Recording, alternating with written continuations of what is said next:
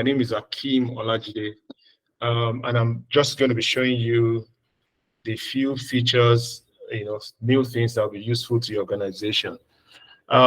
These features are basically 2021, 2022 releases of Dynamics 365.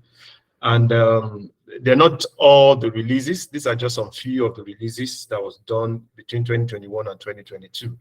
Okay, so we've just selected some few features that will be relevant to your organization, that we believe will be very relevant to your organization.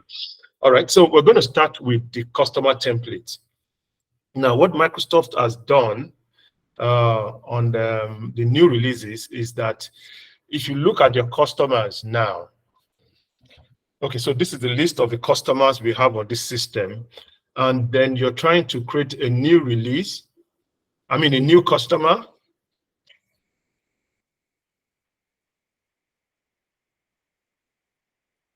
All right, so if you look at your screen, you will see that there are 3 templates for customers. So what Microsoft has done is that they've given organizations the opportunities to create as many templates as possible for customers. In this particular instance, we have 3 templates. We have the customer company, we have the EU company, and then we have the customer person. It means that you have 3 different categories of customers, and you can maintain different templates for those customers. That's what it means. Okay, so for example, I want to create a customer that is an individual. I'm likely to click on customer person. That's a template that is meant for the categories of customers that are individuals, and that's what it is. So every template is designed based on the information that you want in a particular template, and this is how it's done.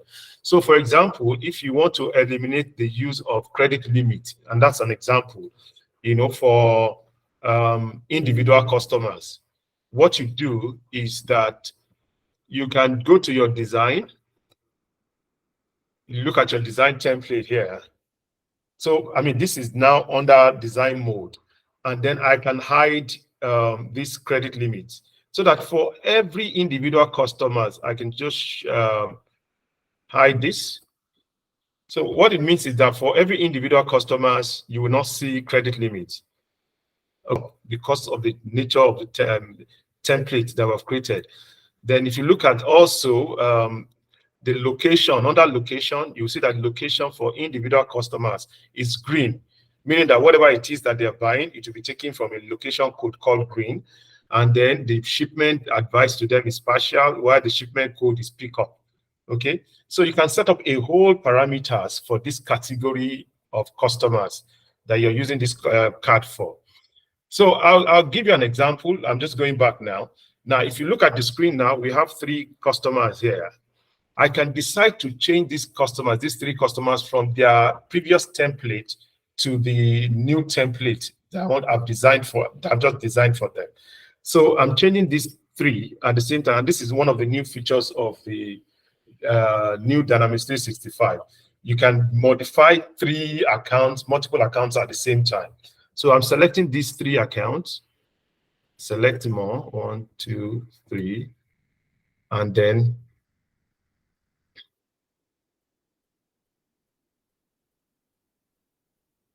okay. So so I've selected those 3 under customers. Not customers. Okay, so before selecting the 3, let's do one first. So let's look at this sports mayor.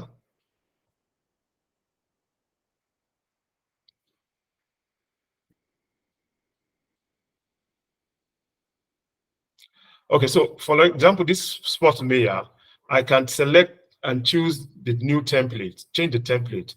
Now, this sports mayor is under customer company template, and once I change it to customer person and I say yes here, its template changes from where it was to this new template. And what happens is that then it begins to inherit the properties of this new template. So if you look at the sports mayor now, the location code is green because individual customers are attached to green location code. Okay, so that's one of the things that you can do with the system. And also,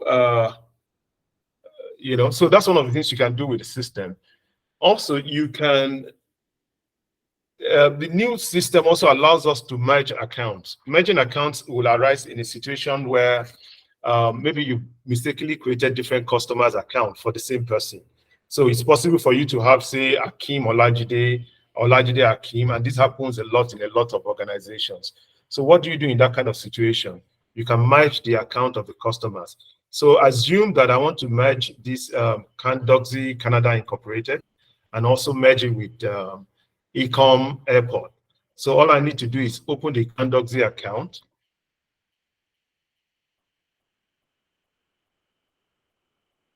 Okay, and select merge with.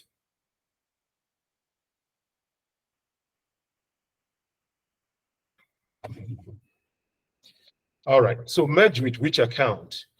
Then I select the account I want to merge with the Candoxy account. Okay, so this will only be useful if you have made an error in creating multiple accounts for the same customer.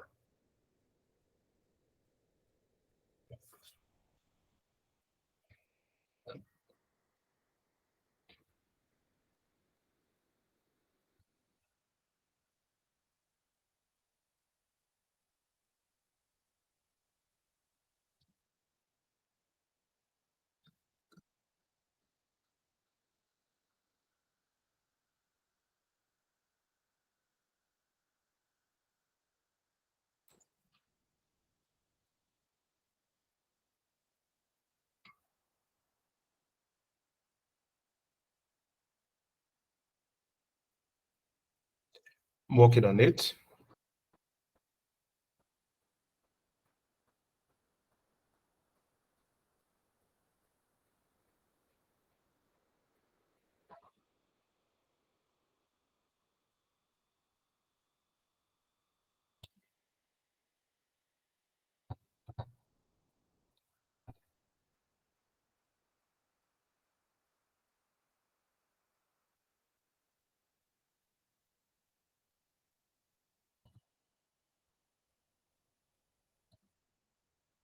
Still working on it.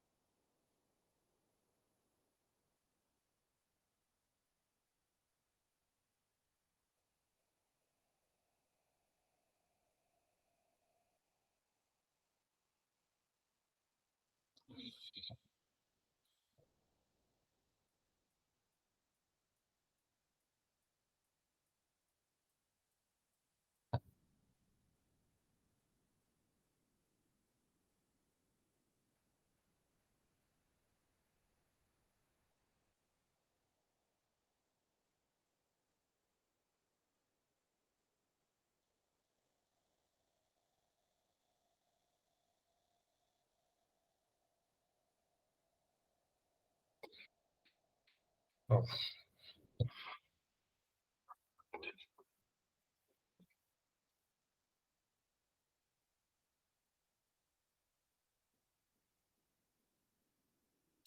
The system is pretty slow. Don't know why this morning.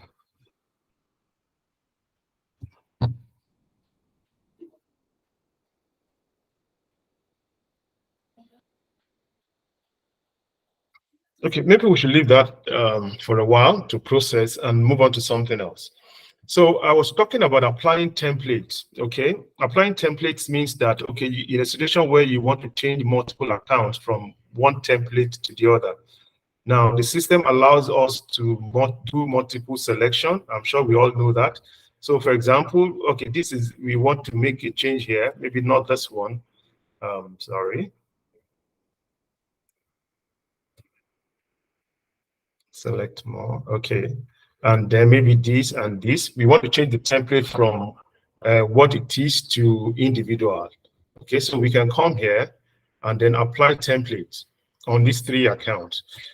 And so we're changing their templates from customer company to customer person. That's the templates we're changing them to. And once you click on yes,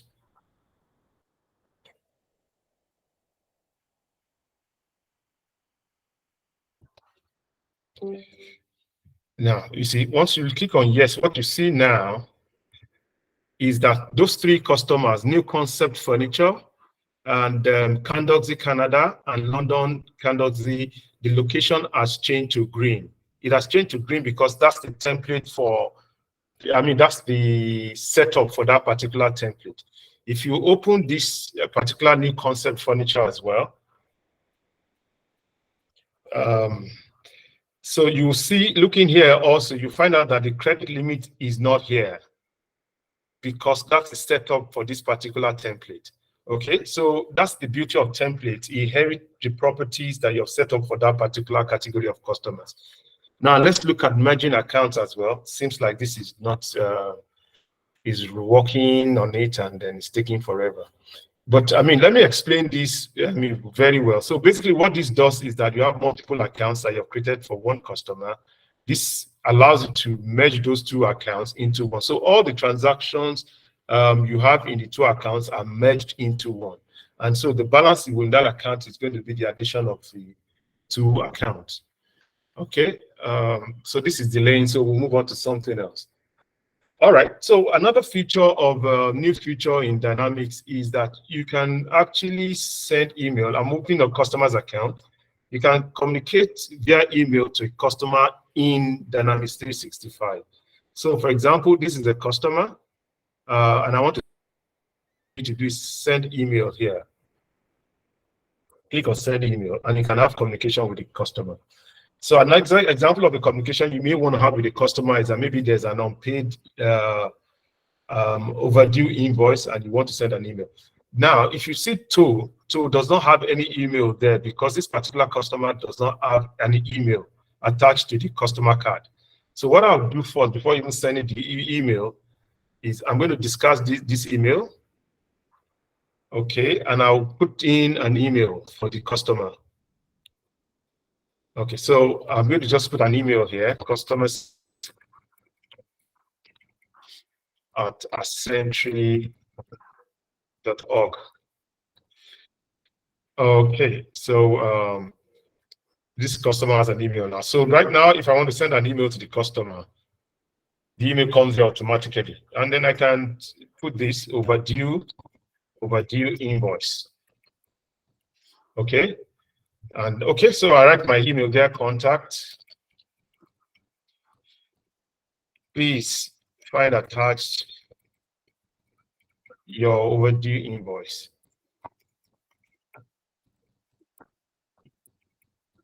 Okay, the system, if you scroll down, the system allows us to have an attachment here. Okay, and so there are different ways of doing attachment. You can attach a file, you can attach from a default location that you've set up, and then you can attach from source document. Attach from source document are documents like invoices, you know, that are already on your system. So what I'm going to do right now is to attach from file. So you define the file location and then print. So let me just pick a document here. So I'm just going to use this new document, attach it, and then you can send an email to the customer, okay, right from Dynamics 365 without necessarily going into your Outlook, okay?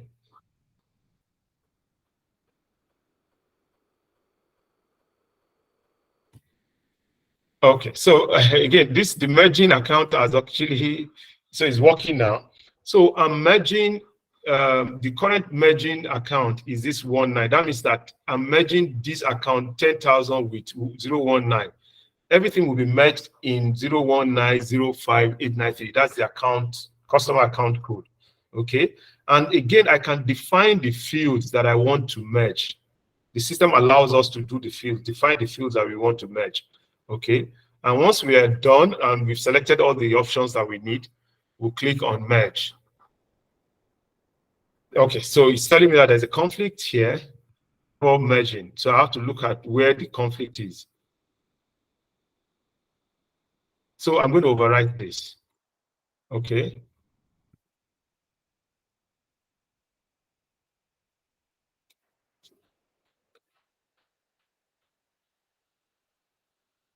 Oh, okay. So the default dimension conflict. So let me look at the default dimension.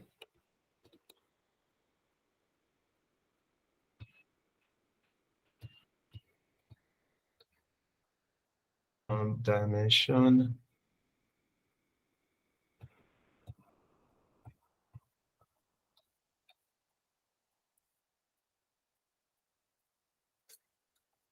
All right. So, I mean, there's a conflict here on the default dimension, which I think basically the two companies, the two accounts have different dimensions, and that's why there's a conflict there.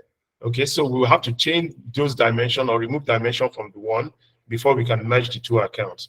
But if there are customers that have basically the same dimensions, then you won't have this issue of the conflict. Okay. It's going to take a bit of a time to resolve this. That's why I don't want to go into it. But so again, so that's really how to do this merger. Okay, so the other thing is that Microsoft has introduced something called item reference to introduce something called item reference to your inventory. So I'll look up at the inventory now. So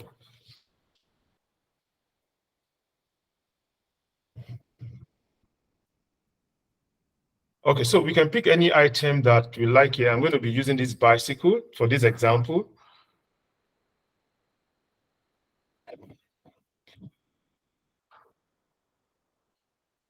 So if you look at under actions now, related, sorry, under related, then you have item reference here. Now, what item reference, the usefulness of item reference is that the organization as a business entity on its own may have its own means of identification for certain inventory items. Like a bicycle could have its own identification within your organization. Meanwhile, your suppliers may have their own identification, and sometimes you need to communicate with the supplier with their own identity or their own item code for that particular item. So this system allows you to do that. So in the case that you have multiple vendors as well, multiple suppliers of the same item of a bicycle, you can select. So in this case, for example, we have a reference type as vendor, and then this is the reference. This is the vendor, American Wood Exports, that supplies bicycle to us, and that's their reference for that bicycle. So it's possible that we have another vendor again that supplies the same bicycle. Okay, then we can do that. Or if we have another kind of reference that we do for our customers, we can do that as well. So say we have a particular customer that we sell to, and a particular reference that the customer wants us to use, let's say 021 for this item, and the means of unit of measurement also pieces. Okay, so we need to define that. So for every supplier or customers, they may have their own unique way of referencing their item within our organization. So we've created a reference for bicycle for a particular supplier. So let's look at the situation where we want to buy this bicycle. Okay, so we can go to purchasing and go to purchase invoice. Okay, so I'm just going to create a new purchase invoice here. The vendor's name again is American Wood Exports. That's the name of the vendor. We can leave the date as it is. So item, and then I'm selecting bicycle.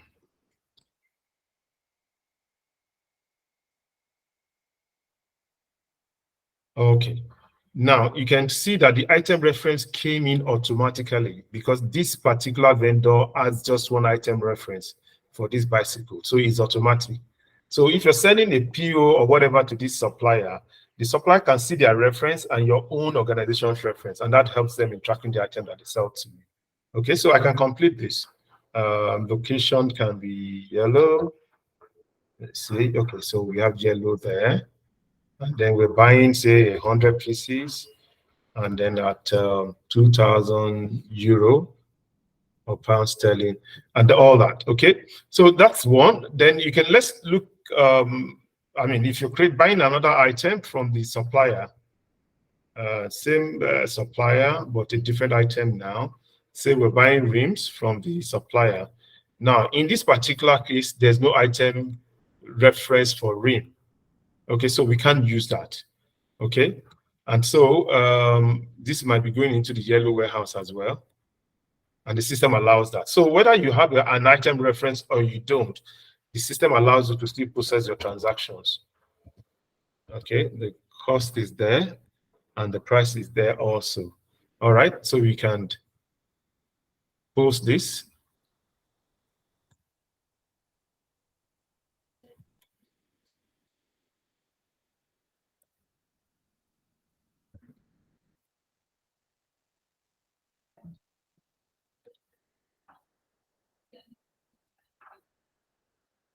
Okay, so we can post this. Okay, and that's that. Okay, so item reference is a new feature. There's an error here, but we'll show you how to correct errors as well. Okay, the invoice is not there. So we need to always put supplier's invoice because it's a compulsory field. And then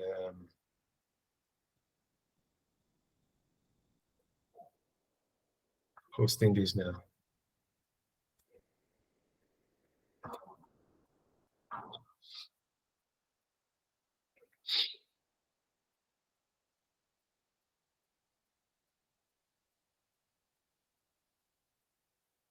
All right, so this invoice is posted. Okay, so item reference is a new feature in Dynamics 365, 2021, and 2022. Okay, the other thing is that I want to try to use a sales invoice. Okay, this is a sales invoice here. Now, one thing you will notice with sales invoice is this. Okay, so whether you're using sales invoice or sales order, the default is that the default transaction type is item. That's what comes by default.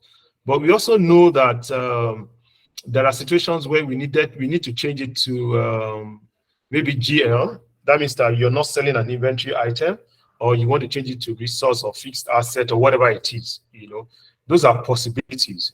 Now, for companies that produce or sell items, this will be their default setting, and this works for them. So that is only few times when they have to post sales or other transactions straight to the GL that they make those changes. But there are some organizations that are not they don't sell product, they sell services, like law firms or other service organizations. Now, for those kind of organizations, they will have to change it every time. Now, what Microsoft has done is that they will allow you to change your default setting instead of item to general ledger. Okay, and this is what you do. If you go to do the global search and look for sales and receivable setup. So if you come here, okay, now there's a setting here where the system helps you to define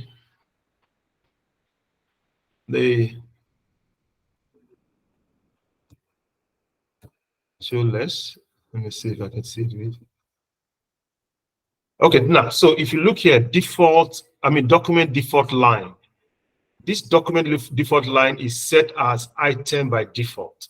So I can change this to general ledger, meaning that what should come out is general ledger by default. Now, this will be relevant for organizations that are into services and not, so they don't use inventory, or, you know, inventory is not the core business that they do. So once that setup is done and I come back here to do a sales, let's assume I want to do a new sales invoice.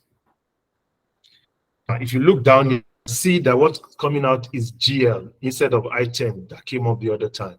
Okay, so these are some of the new features that Microsoft has provided for us for service organizations to set this as their default setting. And so now setting is also available for purchases and also available in other modules of the system.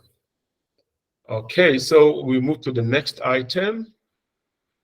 Now, so let's look at also what we call extended preview of posting. I'll show you what is obtainable now and then the changes that Microsoft has provided for these kind of transactions. Okay, so I'm going to change that setting back to what we had before, sales and receivable. Changing it back to item. Okay. Okay. So let's look at extended preview of posting. Now we have a transaction here that we can post. Okay. Now, if we decide to post this transaction, okay. So let's assume we want to post this transaction now. Okay, so no. So what we're going to do is to preview the posting. We're not going to post actually. So if you preview posting, so okay, so now, so we're doing a preview, and then so you can come to the customer ledger also and see the journal entry. So this is on customer ledger, this is what is there. On item ledger, you see the journals on the item ledger as well. Okay. And so this is really what we have right now with your Dynamics 365. But you know, the system, we can set up the system to show us extended ledger, a lot more detailed information beyond what we have right now. Okay, and this is where you do the setting. So you've got to go to the general ledger setup.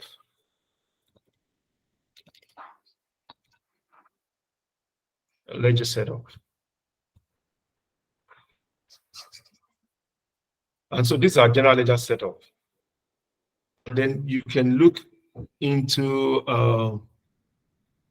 this setup. Okay, so if you look here, you see posting preview type. Okay, what comes by default is standard, and that standard is what we have seen. So we want to see a lot more. So if you look at the options, we have an extended option. Okay, so if I close this now let's preview the same posting. Preview posting.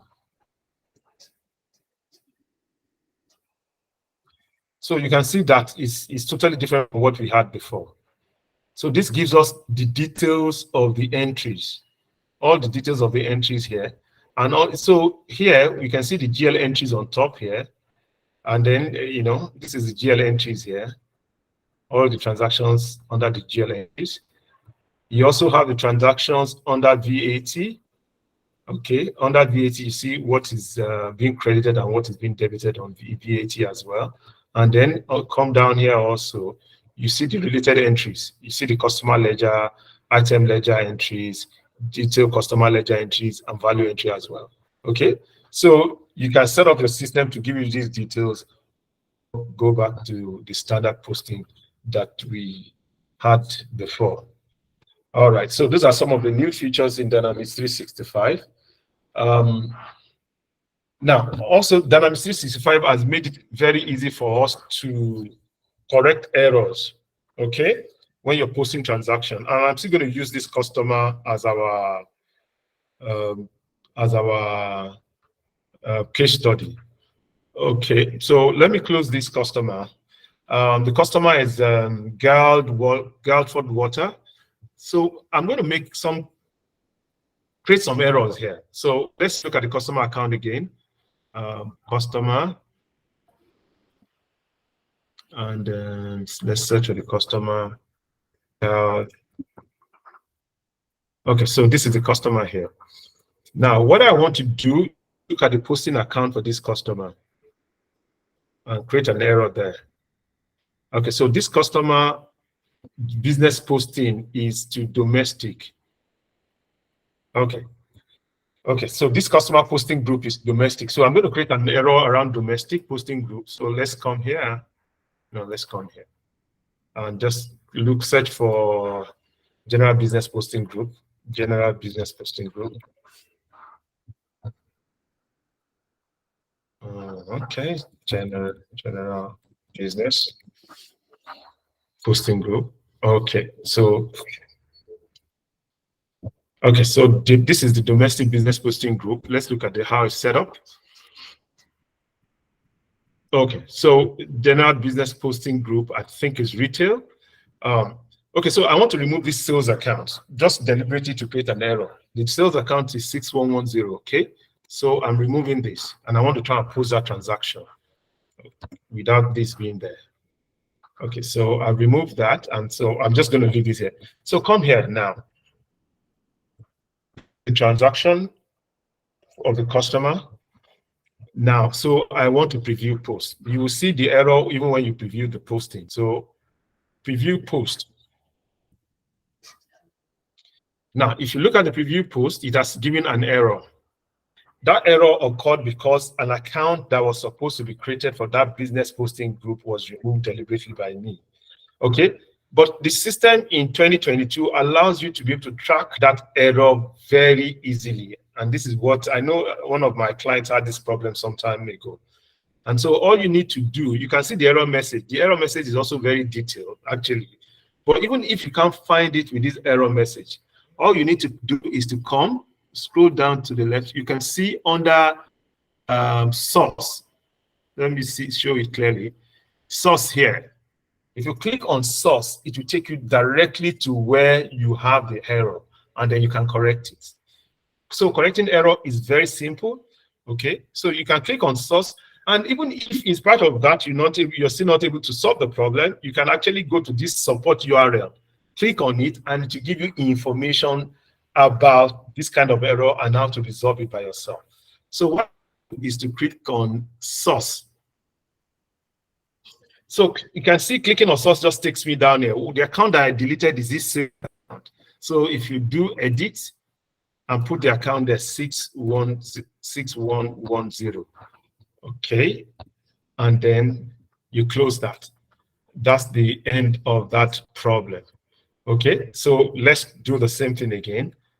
Let's preview the posting again.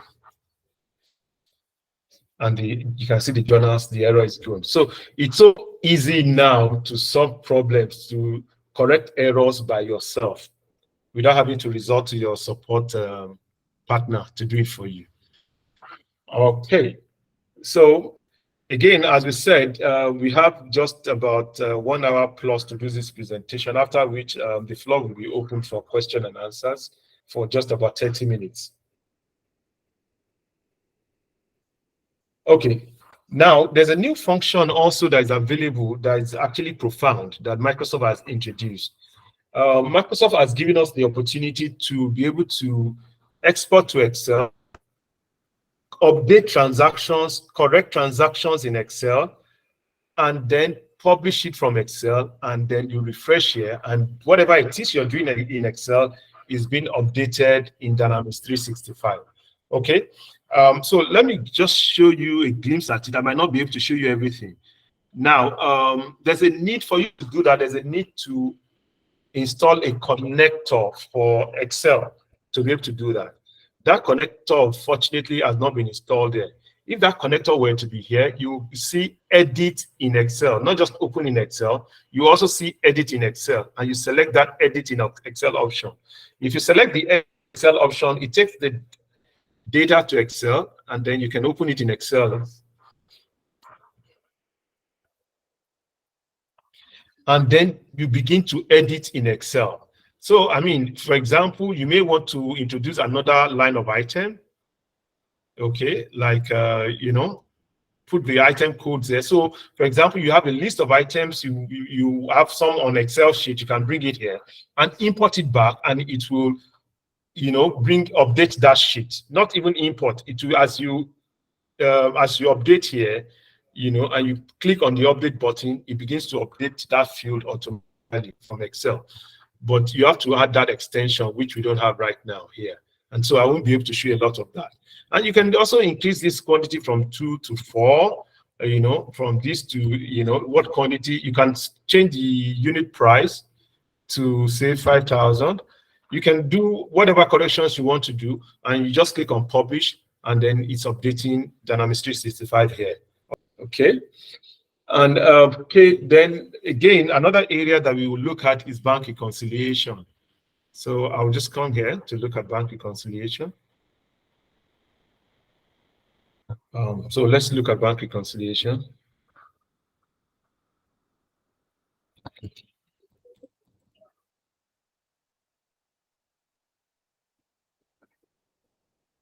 Okay, so bank account reconciliation. Okay, so I've started working on this particular one, and it's just to show you this new feature that Microsoft introduced. Now, one of the challenges that some organizations have with bank reconciliation is that it's possible that you have one single transaction in the bank account, but it's showing it as you have one bank transaction um, in your cash book, but it's showing it as multiple items in your bank statement. You know, so in your cash book is one item, but in your bank statement is multiple because maybe there's a breakdown and then you use multiple vendors. Okay, so it's the example here that I have here is uh,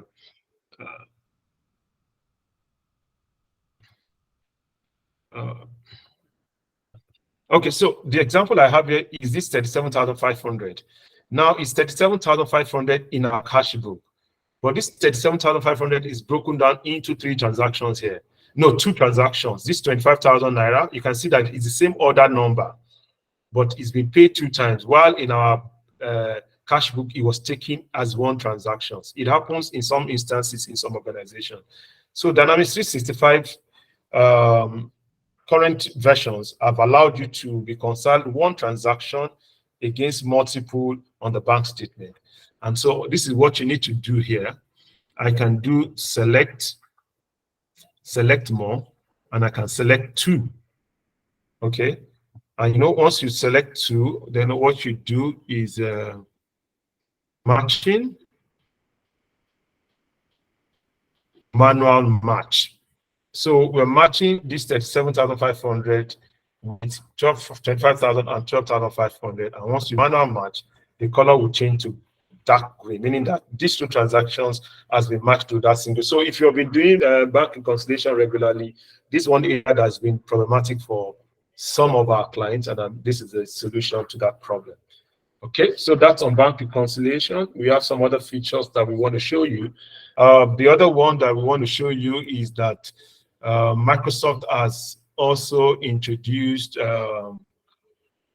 they've also introduced locations for non-inventory items. This was not available in previous versions of the system. Okay. So it's possible that you have a non-inventory item. I have one non-inventory item here, so maybe we'll just use that. So let's look at our type. Let's filter this value, no, filter, type. So, okay, so non-inventory item. So we have just one non-inventory item here called stationaries. Okay, so what happens is that before this time, non-inventory items do not have locations. Okay, but right now, non-inventory items can also be put in a location while you're not managing the inventory in terms of quantity and all that. But you want to at least know the location that you put it, warehouse in an organization that have multiple warehouses and even multiple stores and multiple bins within the stores. So to locate those non-inventory items becomes a lot easier. So that's the new feature of Dynamics in 365. So again, if you're doing purchases, you can purchase the non-inventory items and put them in the particular location that has been assigned to them. Okay. Then another feature that we want to look at is the dimension correction. So I'll just go to general ledger entries so that we can see how we can correct dimensions. General ledger entries. Okay, yeah. So we have general ledger entries here. So what Microsoft has done is that even when you have posted general ledger transactions, they have been posted to the GL. Okay, and you have made a mistake with the dimension. Microsoft now allows you to correct the dimension. It's not to correct the GL posting. We need to be very clear about that. Is to correct the dimension. So we can take the example of this first one. So the department, for example, let's assume it's all our transactions are analyzed to departments. And then this particular one, we've made a mistake in posting it to sales instead of another department. So you can see this correct dimension here. So this is to correct the dimension. Okay, so the dimension is currently sales. So I can change the dimension from sales to, let's assume the correct one is supposed to be admin. Okay, and all I need to do is run it.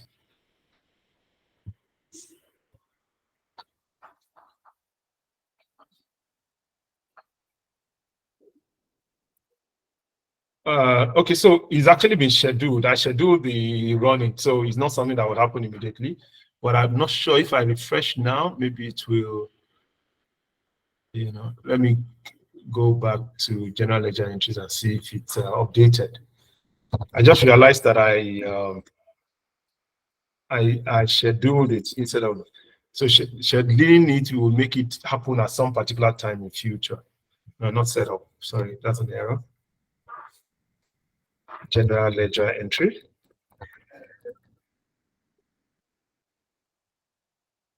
Entries, yeah. Okay, so let's try another one. Let's see if you can do it immediately. Correct dimension. So production dimension. So I'm changing it to sales. Okay. And then say run. Dimension correction 6 is in progress and must complete before you can start another. Okay, so it's like it's going to run it, Okay. So it's going to change it, but it will take, I think the setup of the system is such that it's going to take some time. So you can see this some time for it to change. So it's not an immediate run. It's something that's going to run and then change over time.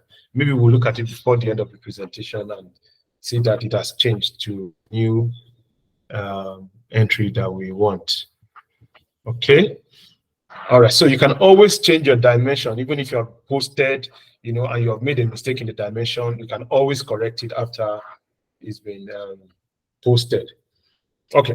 So there's some other new and interesting features that Microsoft has also introduced. I'm going to, okay, so there's a new one called inventory receipts.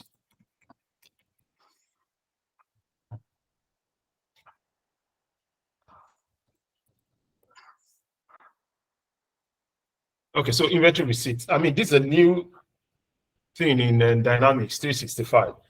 Now, what we are used to is a item adjustment journal or transfer orders, as the case may be.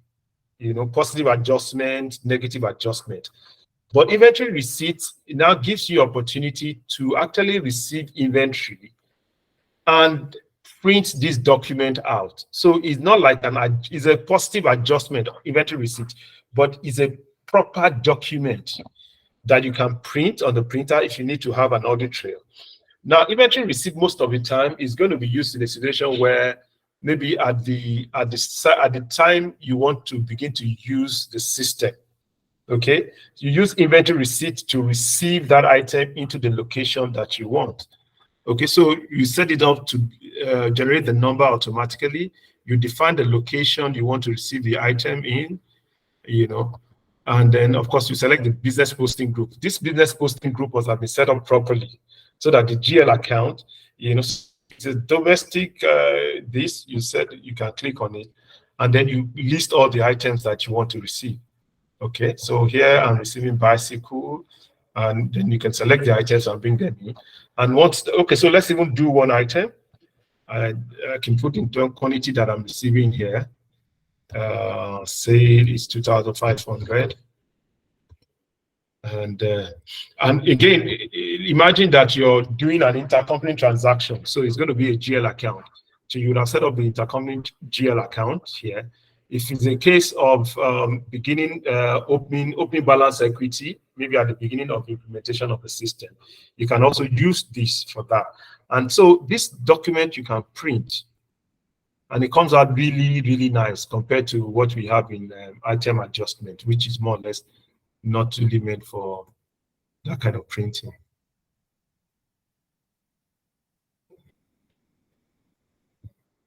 Okay, so so we can print this, but though the printer has not been set up with this system, it's in a test environment.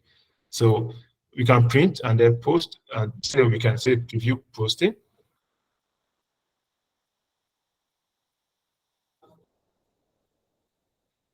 Posting preview. Okay. So that's the receipt there. And again, we have the receipt, we have the another one, inventory.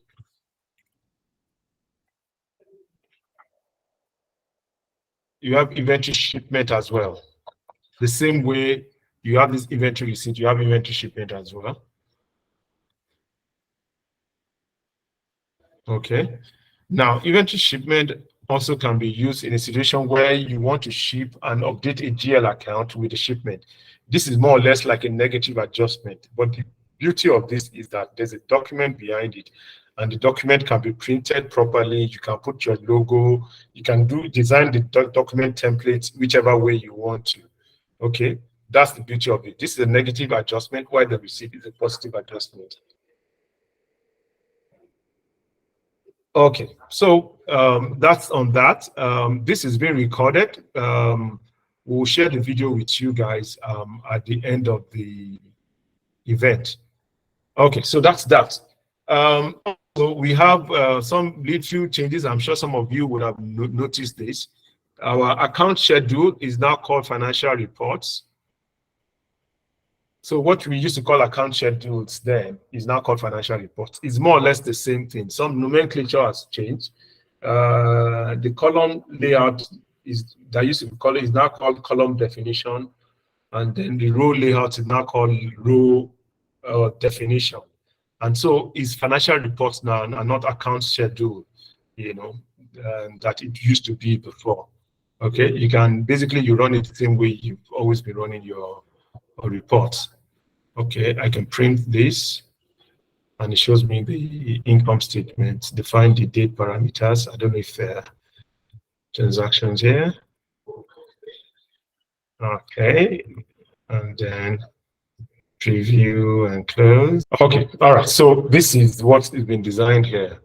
Okay, so account schedule has changed to financial reports. Okay. And then also sales purchasing line book. This is also very important and very useful to everybody. Now, Microsoft has created something called sales and purchases lines. Okay. Now, if you click here, you can see sales lines.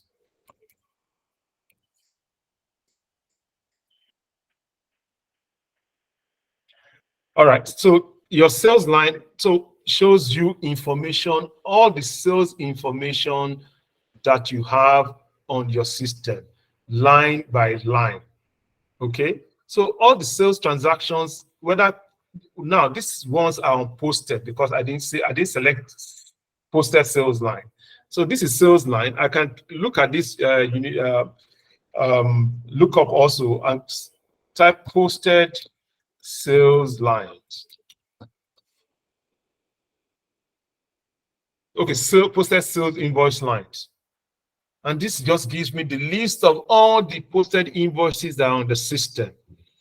Now, what's the usefulness of this? This helps me to search and export data, you know, and do all sorts of things.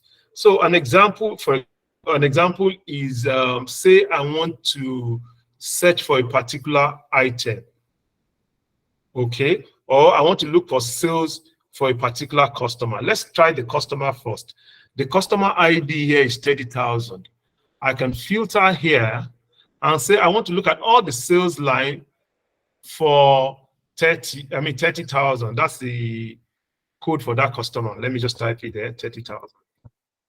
And just in this window, I can see everything, okay, for this particular customer. Now, I'm going to remove this now. It's going to be especially useful for items. Okay, so let's look for items. Item. Oh, great. Okay, so we have the items here, number. That's the items number. So let's filter for items, okay? So I'm going to create a filter here and say filter. Now I want to see all the sales of 1976 West. This item. I want to filter this item. And it shows me all this. So historically, all the posted invoices against for this item is there, no matter who the customers are. Okay, in this particular case, I think it's just one customer that buys the same item. Okay. I hope I'm not making a mistake. Okay, yeah. No, it's not one party, it's not one customer. There are multiple customers. 495, 498, 326, 496. Okay, so there are different customers, okay, that buy the same item. Okay, this is very useful. You can export this to Excel, and then you can know the value of that particular item that you have sold for a duration of time, you know, as simple as this. So this helps in doing this. The same way you do for the sales part, you can also do it for the purchase line. Let's clear this clear filter here. So let me do the purchase lines. Posted purchase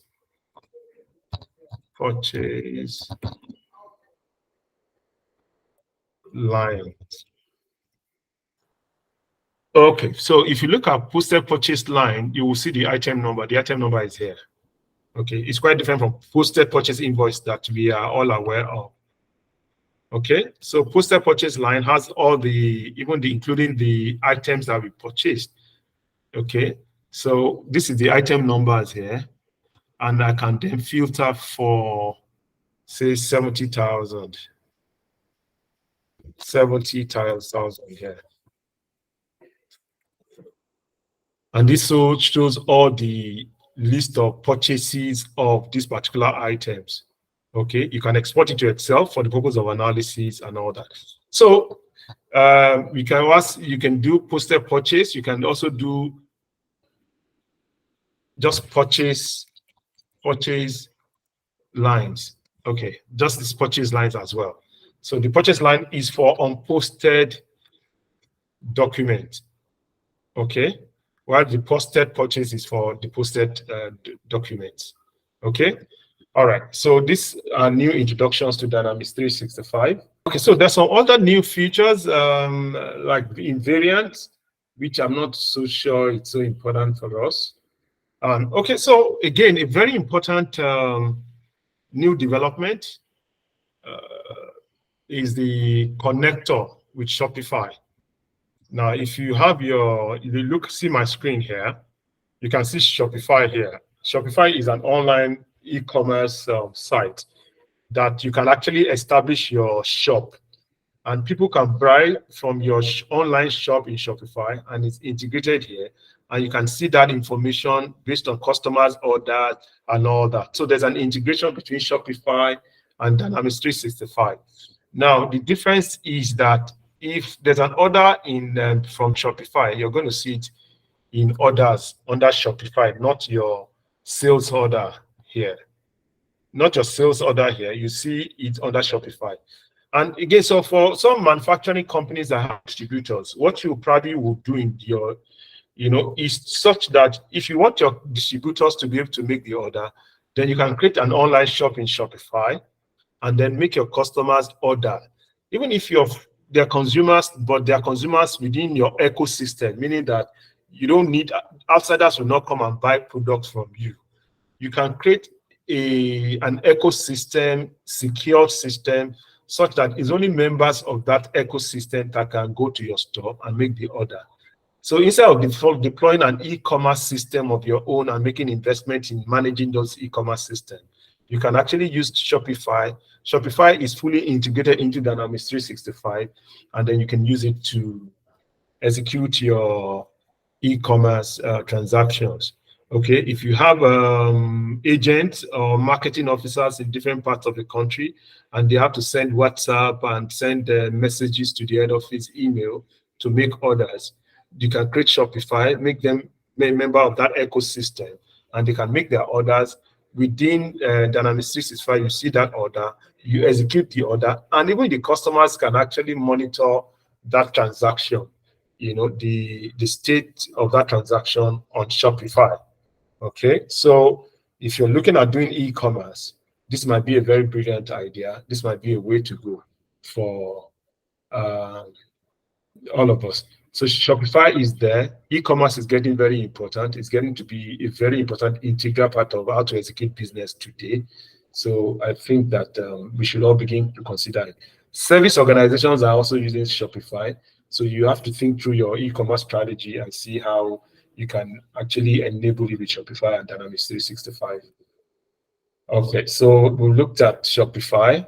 There are other developments like remit to multiple addresses that Microsoft has introduced, so that for either customers, just like we have multiple addresses for delivery addresses for customers, we now have multiple addresses, remit addresses for suppliers as well. Okay, so if you look at our suppliers now,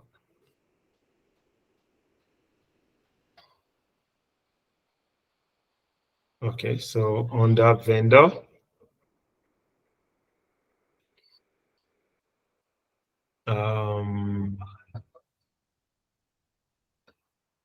okay, so I think it's related.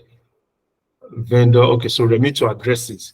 So this works based on just the same way, when we had multiple suppliers addresses. If you have multiple vendors addresses, you can keep those addresses here.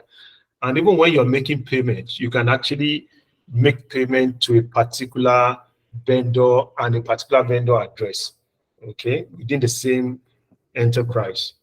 So that is also possible with Dynamics 365.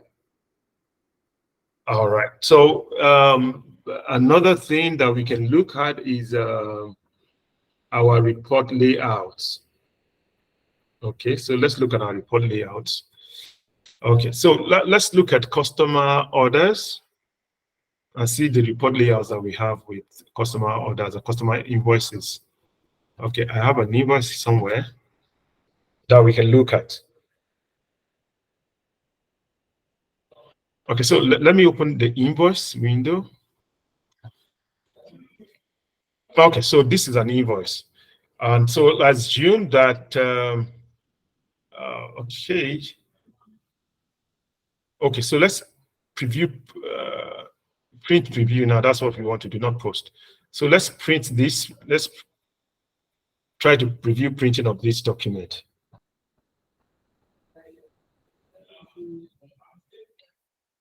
So let's say draft invoice, yeah.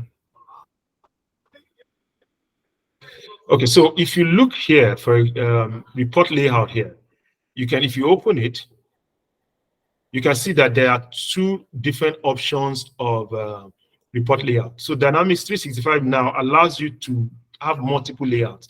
And then you can have a layout for a particular class of customers, another layout for another class of customers. That's possible. Or you can have a service invoice and have a product invoice. So you can have different kinds of layout. And then, of course, their design can be different. So let's look at this one. Let's look at the first one and see what it looks like.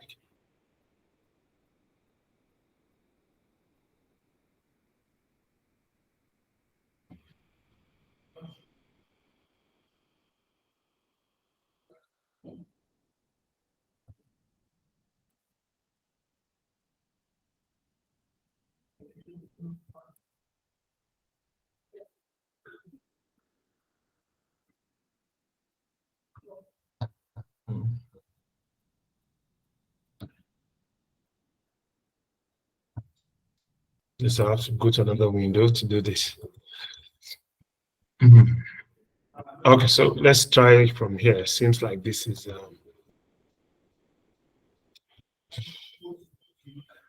okay. So that's been problematic.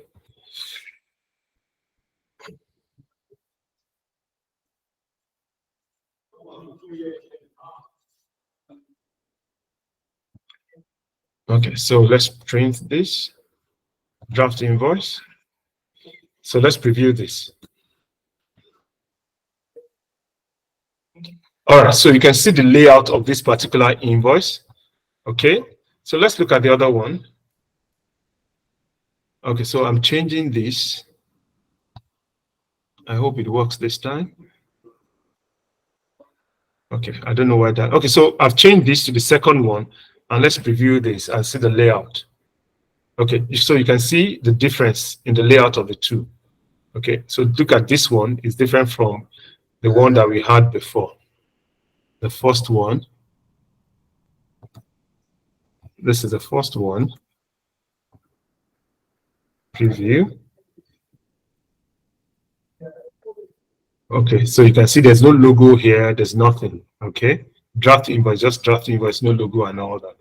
And the second one, you can select the second one, and then it's different from the first one. So you can have as many layouts as possible for your organization for different purposes. You can see this one is different. Okay, so now, so Microsoft allows us to do that. And the other thing that I want to show, and probably close with this, is this new environment that Microsoft, and this will be useful for organizations that have multiple companies. So there's something called Company Hub. Search for Company Hub. Okay, so look at it here. Company Hub. Now, so basically, we don't have anything in our company Hub, but what this does is that you can, if you are in a multi-company environment, you can have all your companies listed here, and then you can have as many companies as possible opened at the same time. So Company Hub actually just gives us easy access to all the companies we have on our system, and we can open many tabs of different companies at the same time if you have to work across companies. So this is one of the very important tools that Microsoft has introduced. Okay, so I think we're going to end here. So thank you very much and have a lovely afternoon.